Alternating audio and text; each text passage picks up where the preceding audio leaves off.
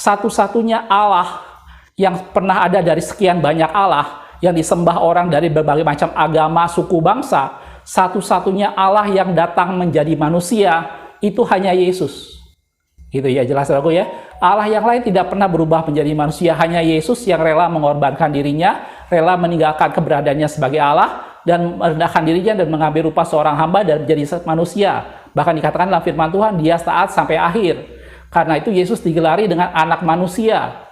Gitu. Jadi yang pertama dengan jelas dari makhluk tadi adalah mukanya seperti muka manusia. Itu menjelaskan bahwa siapa pribadi yang ada di atas tahta itu adalah Allah yang menjadi manusia, yaitu Yesus sendiri. Kita lihat ayatnya dalam Matius 8 ayat 20 dikatakan, Yesus berkata kepadanya, serigala mempunyai liang dan burung mempunyai sarang, tetapi anak manusia tidak mempunyai tempat untuk meletakkan kepalanya. Yesus menyebut dirinya sebagai anak manusia. Sekali lagi saya sudah bilang, tidak ada Allah dimanapun juga yang rela menjadi manusia selain daripada Yesus. Oke, kalau kita lihat dalam Matius 9 ayat yang ke-6 dikatakan, tetapi supaya kamu tahu bahwa di dunia ini anak manusia, maksudnya Yesus, berkuasa mengampuni dosa. Lalu berkatalah ia kepada orang lumpuh itu, bangunlah dan angkatlah tempat tidurmu dan pulanglah ke rumahmu. Jadi jelas, yang berwajah seperti manusia itu ada Allah yang menjadi manusia, yaitu Yesus sendiri. Dan dikatakan pada mulanya adalah firman, firman itu bersama-sama dengan Allah, dan firman itu adalah Allah. Segala sesuatu diciptakan oleh dia, dan tanpa dia tidak ada segala sesuatu. Dan firman itu telah menjadi manusia, dan diam di antara kita, dan kita telah melihat kemuliaannya, yaitu kemuliaan anak Allah. Jelas itu adalah Yesus sendiri. Dalam Ibrani 4 ayat 15, kenapa Yesus harus turun menjadi manusia? Tadi saya sudah bilang tidak ada Allah yang lain yang menjadi manusia selain Yesus. Kenapa Yesus harus turun menjadi manusia? Kenapa Yesus tidak tetap aja di surga dan memerintah di sana? Kenapa Yesus harus merelakan dirinya, meninggalkan keberadaannya sebagai Allah dan menjadi manusia? Gitu ya. Dalam Ibrani 4 ayat ke-15 dikatakan, sebab imam besar yang kita punya bukanlah imam besar yang tidak dapat turut merasakan kelemahan-kelemahan kita. Sebaliknya, sama dengan kita, ia telah dicobai, tetapi hanya tidak berbuat dosa. Jadi Yesus menjadi manusia adalah salah satunya adalah supaya dia ikut merasakan kelemahan-kelemahan kita. Saya kasih ilustrasi sederhana ya saudaraku. Misalnya ada di antara Anda yang punya kerja di sebuah kantor, Anda punya pimpinan, anggaplah misalnya pimpinannya itu berdiam, dia tinggal di apartemen yang berada tepat di atas kantor, misalnya begitu ya.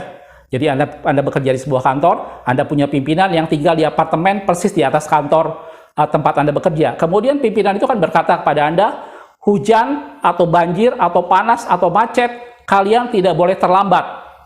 Gitu ya. Mungkin kalau kita berpikir secara biasa, kita mungkin berpikir enak aja dia ngomong seperti itu, karena dia tidak pernah merasakan bagaimana susahnya pada waktu hujan, bagaimana susahnya pada waktu banjir, pada waktu macet. Kenapa? Karena pimpinan tadi berada di apartemen yang tinggal di atas kantor, sehingga dia dengan mudah tinggal ke kantornya dengan tanpa ada masalah. Gitu. Tetapi lain ceritanya apabila pimpinan itu mengalami hal yang sama seperti yang kita rasakan. Pada saat dia berkata pada karyawannya, kalian hujan, macet, banjir tidak boleh terlambat, kita akan lebih mengapresiasi, kita akan lebih menghargai hal itu. Kenapa? Karena kita melihat bahwa dia mengalami hal yang sama, tetapi dia bisa menjadi contoh dengan cara dia tidak terlambat. Ngerti maksud saya?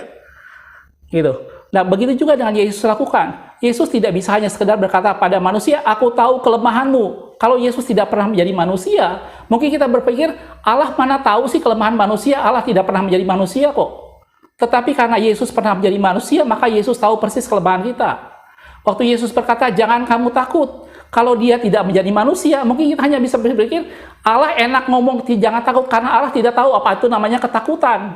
Tetapi tidak dengan Yesus. Yesus menjadi manusia karena dia tahu apa itu ketakutan. Karena itu kalau dia berkata, jangan kamu takut, kita bisa belajar dari teladan Yesus sebagai manusia, bagaimana dia mengatasi ketakutan. Jelas, saudaraku? Yesus mungkin berkata bahwa, datanglah kepadaku yang letih dan berbeban berat, aku akan memberikan kepadamu kelegaan. Kalau Yesus tidak pernah menjadi manusia, kita berpikir, Allah enak sekali ngomong seperti itu. Allah tidak tahu apa artinya berbeban berat. Tetapi Yesus tidak begitu. Yesus ngomong seperti itu, dia tahu apa artinya berbeban berat. Dia pernah mengalami apa artinya berbeban berat. Dan melalui Yesus menjadi manusia, kita bisa melihat satu teladan bagaimana dia sebagai manusia yang memikul beban berat bisa mendapat satu kelegaan. Jelas saudaraku, ini satu hal yang luar biasa. Saya bilang, tidak ada Allah lain yang pernah menjadi manusia selain daripada Yesus. Beberapa hari yang lalu saya sempat ngobrol dengan istri saya. Kita lihat tempat sampah di depan, terus ada kucing yang lagi ngorek-ngorek apa sih namanya makanan untuk mencari sesuatu di sana. Kemudian saya bilang sama istri saya, selama kita tidak menjadi kucing, kita tidak pernah tahu bagaimana nikmatnya ngorek-ngorek makanan di sampah. Gitu. Dan kalau kita mau mengajak kucing itu supaya hidup mencari makanan dengan cara yang lebih bersih, maka cara satu-satunya adalah kita menjadi kucing dan memberikan contoh kepada kucing itu supaya dia bisa mencari sampah dengan makanan dengan cara yang lebih bersih. Gitu. Jelas saudaraku? Jadi Yesus menjadi manusia supaya bisa menjadi teladan buat kita. Kita bisa mengikuti jejak Yesus. Gitu. Oh, orang banyak berkata, kenapa Tuhan orang Kristen harus menjadi manusia? Justru karena Yesus menjadi manusia, maka kita bisa mengikuti teladannya. Justru karena Yesus menjadi manusia, dia tahu apa artinya ketakutan. Justru pada saat Yesus menjadi manusia, dia tahu artinya kelemahan. Dia tahu artinya berbeban berat, dan itu yang menjadi teladan bagi kita. Bahkan pada saat menjadi manusia, dikatakan di dalam firman Tuhan tadi, dia tidak berbuat dosa. Dan itu menjadi teladan buat kita. Mungkin kalau kita berpikir Yesus tidak pernah jadi manusia, terus Yesus berkata jangan berbuat dosa, kita berpikir ya Allah ngomong seperti itu dengan mudah, karena dia tidak pernah berbuat dosa. Tetapi lain ceritanya, karena Yesus sudah menjadi manusia, dan dia dicobai juga, dan dia bisa menang atas dosa, dan itu menjadi teladan buat kita semua. Jelas saudaraku? Jadi yang pertama yang luar biasa dari Allah kita adalah dia rela menjadi manusia. Sekali lagi tidak ada Allah lain yang menjadi manusia selain daripada Yesus. Dan Yesus sudah ada sebelum Abraham.